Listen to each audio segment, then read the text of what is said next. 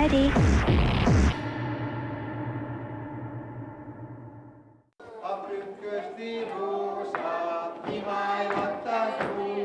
95 évvel ezelőtt, június 4-én írták alá a trianoni békediktátumot, ebből az alkalomból országszerte megemlékezéseket tartottak. Újbudán már hagyomány, hogy a Nemzeti Összetartozás napját egy különleges alkalommal ünneplik, ahol az értékek megőrzését és a határon túli magyar kultúra összefogását szorgalmazzák. Az újbudai eseménynek idén a Fonó Budai Zeneház adott otthont, ahol történelmi előadással, zenés-táncos produkciókkal és hagyományőrző foglalkozásokkal várták az érdeklődőket. Magyarság egyik sors tragédiája a trianoni döntés, ahol az országnak a nagyobb részét csatolták el, több millió magyarral együtt, és csatolták olyan országokhoz, ahol kisebbségi sorsot kellett elviselniük, nagyon nehéz helyzetekben és történelmi időszakokban. Erre emlékezünk azután, hogy az Országgyűlés meghozta az Összetartozás napjáról szóló törvényt, ahol most már nem sors tragédiaként próbáljuk erre a napra emlékezni, hanem egy olyan eseménynek tekinteni, amely az összetartozásunkat segíti elő, azt, hogy a magyarság megmaradjon, a magyarság azokon a területeken maradjon meg, ahol már 1000 éve is ott élte a mindennapjait. Ennek a lehetősége, hogy az összetartozást ilyen módon ünnepeljük, adva vannak a testvérvárosi kapcsolatok, hiszen azért tartjuk fenn ezeket a kapcsolatokat, hogy a mi mindennapjainkról és az ő mindennapjainkról is tudjunk, megismerjük egymás kultúráját és azokat a sajátosságokat, amely egy-egy területrészre jellemző. Ezért fontosak ezek az alkalmak, hiszen a kultúra népzenén keresztül, a táncon keresztül is lehet ezeket a szálakat tovább erősíteni. Fonó autentikusan a népzenének kötelezte el magát, és egy nagyon komoly kulturális büszkesége Újbudának, és pont ezért, mert a népzene fölött ilyen módon őrködik és sáfárkodik és szervezi ezen programokat, ezért egyértelmű, hogy a Fonónak ebben része kell, hogy legyen a mostani megemlékezésben.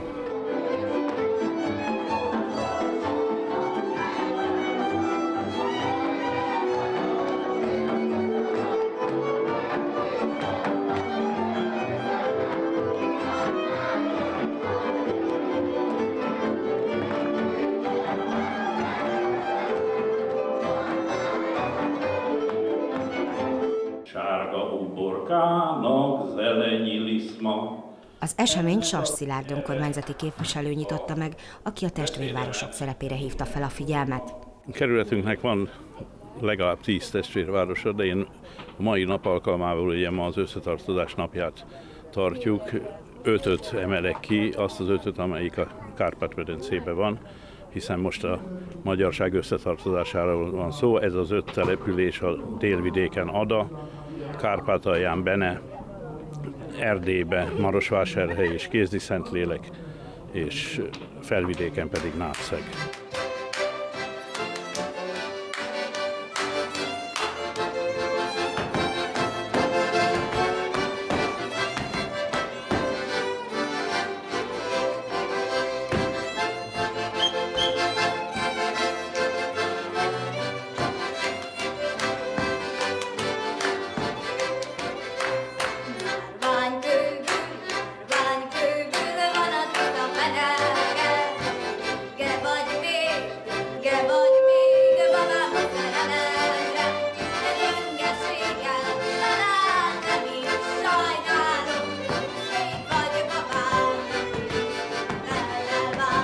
Ugye, amióta a 2010-ben az új parlament megalakulása után, május 31-én, még mielőtt a kormány fölállt volna, elfogadta az Országgyűlés ezt az Összetartozás napját, azóta kerületünk is minden alkalommal nem megünnepli, hanem megtartjuk ezt a emlékezést, és egyúttal az összetartozást ünnepeljük. Ezekre mindig különböző testvérvárosok jönnek, mint ahogy tavaly voltak Nátszegről és Kézdiszentlélekről, idén pedig jöttek Adáról, Marosvásárhelyről és Kárpátaljáról. Egyébként a mindennapokban hogyan néz ki ez a testvérvárosi összetartozás? Hogyan tudják ápolni a hagyományokat? Hát igazából eddig is, tehát az egész testvérvárosi dolog azért van, hogy megismerjük egymást és részt vegyünk egymás programjaiba. Tehát ez még azelőtt is már elindult, mert elég régiek ezek a testvérvárosi kapcsolatok már, gondolom én, legalább 10 évesek. Tehát még az összetartozás napja előtt is egymással összejárunk, részt veszünk egymásnak a fontos eseményein, és ennek még egy nagyon lényeges része a gyerekcsere üdültetés a testvérvárosok között. Idén is például 3 településről is jönnek a Balatonra iskolai partnereken keresztül, amit ennek az akciónak a keretében az önkormányzat támogat.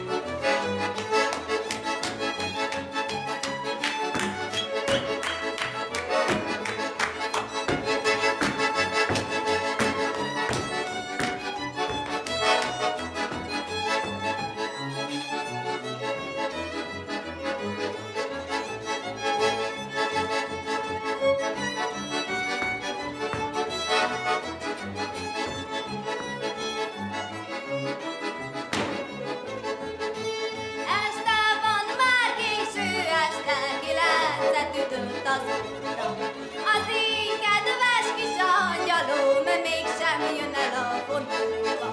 Vagy haragszik, vagy beteg, vagy talán nem is szeret. Így hát, kedves kis angyalom, mégsem lehetek a túlja. Vagy haragszik, vagy beteg, vagy talán nem is szeret. Így hát, kedves kis angyalom, mégsem lehetek a túlja. A Dobronyi templomtól, jaj, de messzire ellátszik. Közepébe a négy sarkába 200 rozmarin virágzik. Egyik hajlik a vállamra, a másik a babáméra. Lehajtom a bús fejemet a rózsám levő karjába. Egyik hajlik a vállamra, a másik a babáméra. Lehajtom a bús fejemet a rózsám levő karjába.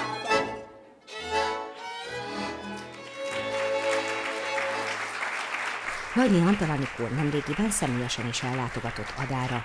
A Fonóba is a határon túli tánccsoport produkciójára volt leginkább kíváncsi. Most nagyon aktuális ez az alkalom, mert a magyar nyelvért emlékdíjat nemrég adtam át Adán, és most itt lesz az a tánccsoport is, akiket akkor nem láttam és nem találkoztam velük, de nagyon várom és kíváncsi vagyok rájuk, hogy itt fognak most fellépni. Nagyon fontosnak tartom a testvérvárosokat, pont azért, hogy a magyarsággal ápoljuk a kapcsolatunkat, és nagyon jó élményekkel éltem. Én még nem voltam Szerbiában, és ott a magyarok között lenni, az ottani magyarok között lenni nagyon jó élmény volt, nagyon kedvesek, vendégszeretőek, őrzik a nyelvet, átérzik a magyarságot, és számukra is nagyon jó eljönni ide és találkozni velünk.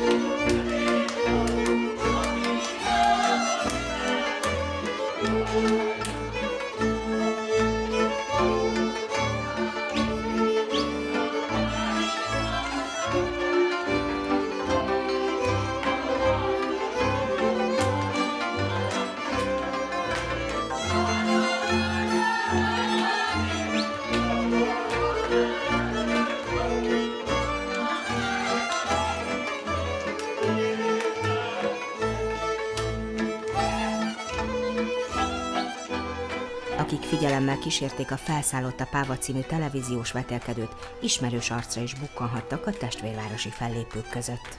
Határon túli magyarként szerintem mi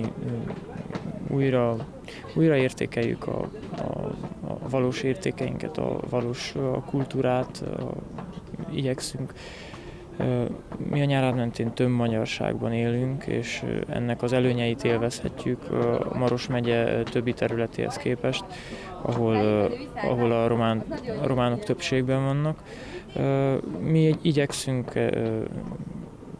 ápolni a hagyományokat, és egy olyan környezetet kialakítani, ahol a gyerekeink is érzik azt, hogy nekik ez kötelességük, vagy nekik az előnyükre válik az identitásuk megőrzésében, hogy a néphagyományt őrizzék.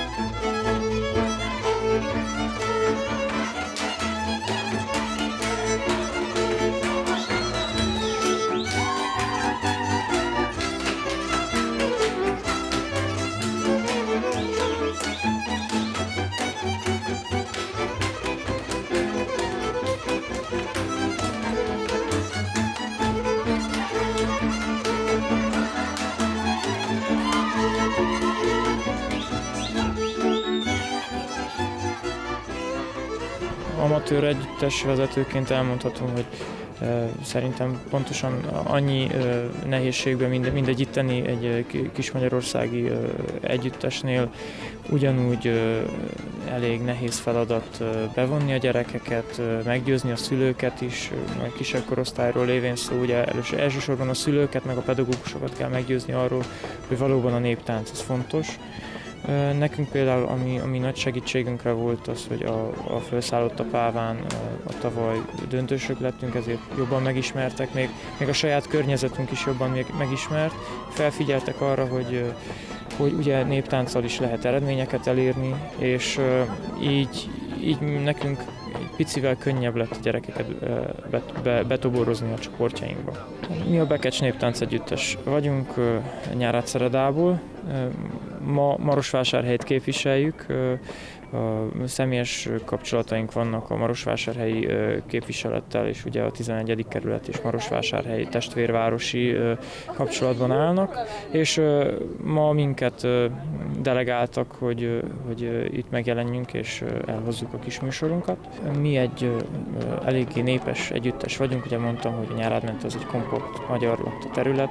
Nyárádszeredában egy 5 generációs tánccsoport működik, játszóháztól, tehát óvodás korosztálytól egészen a felnőtt korosztályig, kb. 130 fiatal és gyerek táncol, és az egész Nyárádmentét átfogó néptáncoktatási programunk van, amelyet a Magyar Állam és az Emberi Erőforrások Minisztérium is támogat.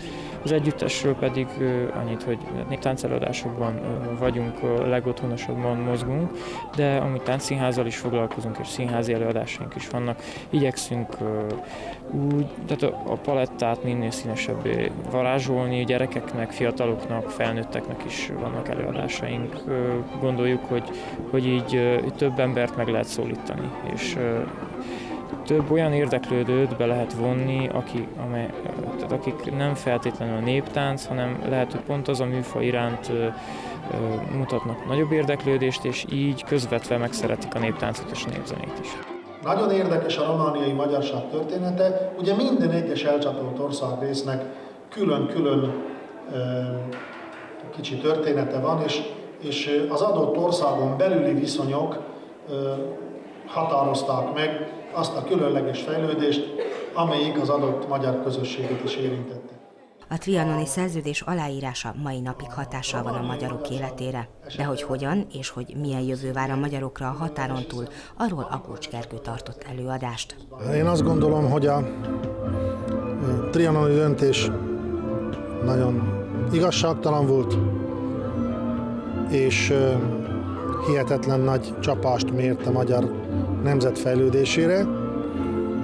Ugyanakkor az, hogy 95 évvel Trianon után mi még mindig vagyunk, létezünk, nem tudott minket ledarálni egyetlen szomszédos ország hatalmának az árványkodása, egyetlen szomszédos ország nemzetiségpolitikájának magyar ellenes intézkedései nem tudták megszüntetni az ott élő magyar közösségeket.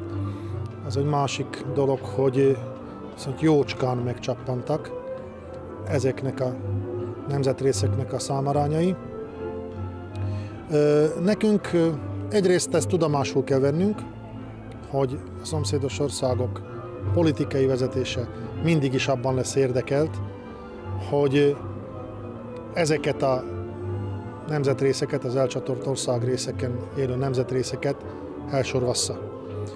Mi nekünk abban kell összefognunk, hogy továbbra is sikeresen ellenálljunk ezeknek a törekvéseknek, és ugyanakkor tudatosítanunk kell, hogy a szomszédos országokban, a Szent Korona országaiban olyan népek is laknak, amelyek felmenői a Szent Korona országainak alattvalói voltak. És megkülönböztetett viszonnyal kell viszonyulnunk azokhoz a népekhez. Tehát, ha azt mondjuk, hogy a románok ma arra törekszenek, hogy elsorvasszák a magyarokat, akkor az nem igaz.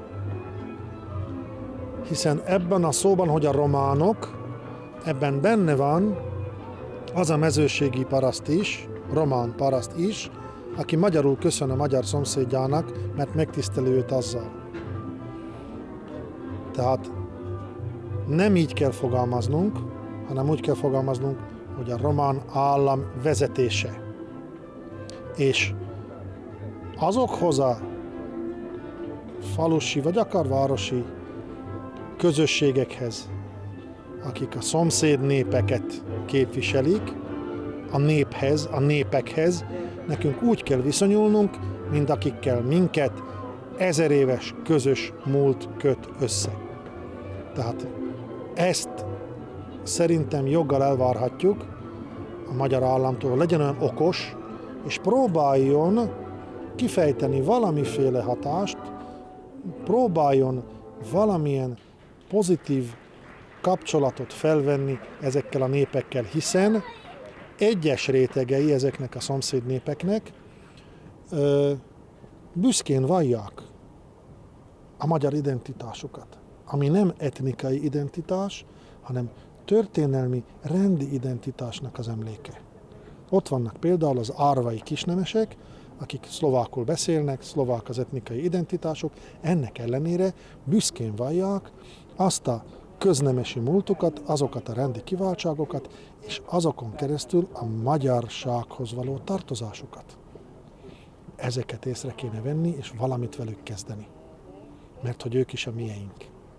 Javaslat erre esetleg? Felvenni velük a kapcsolatot, szervezni nem hollandiai, meg németországi, meg olaszországi, meg nagy-britanniai magyar kulturális évadokat, hanem duplányi pénzből mindazok lezajlottak, amelyek feloszlottak az adott országok kulturális forgatagának tengerében tintacseppként. Ezek helyett szlovákiai, ukrajnai, romániai, szerbiai, horvátországi, szlovéniai és ausztriai magyar kulturális évadokat kell szervezni, azért, mert teljes baromságokat gondolnak a szlovákok a magyarokról, hiszen rólunk nincs egyéb lehetőségük tájékozódni, a többségi szlovák területeken, mint a szlovák állami propaganda vagy jó indulatú, vagy rossz indulatú információiból. Tehát nekünk meg kell találnunk azokat a csatornákat, amelyeken keresztül igenis eljuttatjuk a pozitív hírt a magyarokról ezen szomszéd népek felé, elmeséljük, elmagyarázzuk nekik, hogy gyerekek, szlovák, Tóth atyafiak, szlovák testvérek, titeket is Szent István keresztelt meg. Ti is a magyar vármegye rendszerben fejlődtetek. Ti is itt kaptátok azokat a történelmi pofonokat, amiket mi is megkaptunk. Ti is harcoltatok Guyon Richárd seregeiben Branyiszkónál.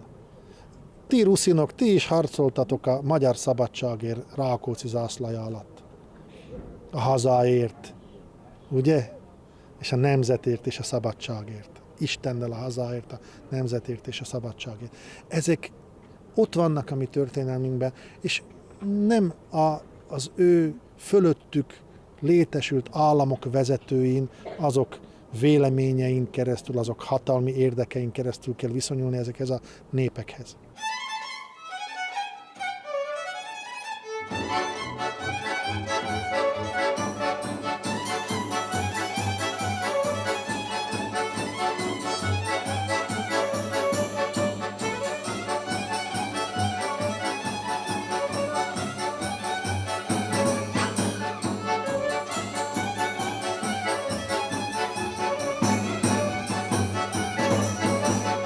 A Fonó-Bodai Zeneház életében a folklór ápolásának kiemelt szerepe van. A határon túli népművészeti értékek bemutatása nem csak ezen a napon, hanem a mindennapokban is nagyon jelentős. Hát igazából az összefogásban az erő, ezt már régóta tudjuk, és szerencsére Újbuda önkormányzata is ezt így gondolta. Több sikeres rendezvényt bonyolítottunk már le az elmúlt években, és hát adta magát, hogyha kellő apropó van, akkor ezt folytatni lehet. És hát a Fonó elmúlt 20 éve tulajdonképpen az összetartozásról szól, ami azt jelenti, hogy határon túli fellépők, előadók jönnek, mennek folyamatosan, tehát minden határon túli régióval kapcsolatot tartunk. Tehát ezt az énünket, a Fonónak ezt az énjét nagyon könnyen be lehet építeni egy ünnepnapba, és ez így is történt a mai napon is, ami azt jelenti, hogy minden korosztályt szeretnénk kiszolgálni, a gyerekeket, az idősebbeket, és valóban a határon túliaknak viszont megmutatni a fővárost, Budapestet, illetve a kerületet, ugyanis több tánccsoport jött a kerület testvérvárosi kapcsolatainak köszönhetően a Fonóban, és hát a buli elején vagyunk még, bízunk benne, hogy ez egy nagyon jó kifutású est lesz. A Berka zenekarnak a legendás táncháza zárja majd az estet, ez a leglátogatottabb moldvai klub most a fővárosban.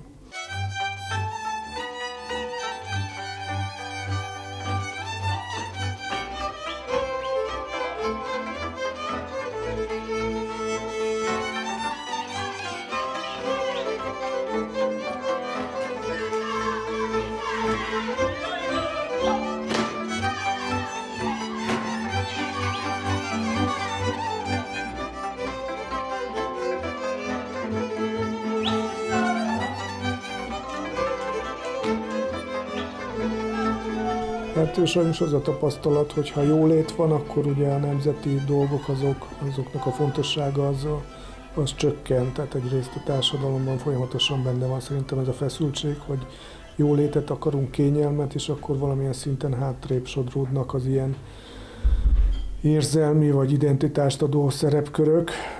Viszont mivel én vajdasági vagyok, tehát tökéletesen tudom, hogy milyen volt az, amikor nincstelenség volt, illetve háború, akkor viszont az összetartozás a kis közösségekben, a falvakban, tehát az érzelmek, hogy honnan jöttünk, mit akarunk, kik vagyunk, van-e küldetés tudatunk, ezek akkor felértékelődnek, és mindenki ezzel kezd foglalkozni. Úgyhogy valamilyen szinten ambivalens a helyzet, mert ha nagyon elégedettek vagyunk, és sok pénzünk van, akkor ezek a kérdések már nem annyira fontosak, de viszont azt is tudjuk, hogy a magyarságnak ez egy óriási sérelme a trianoni kérdés.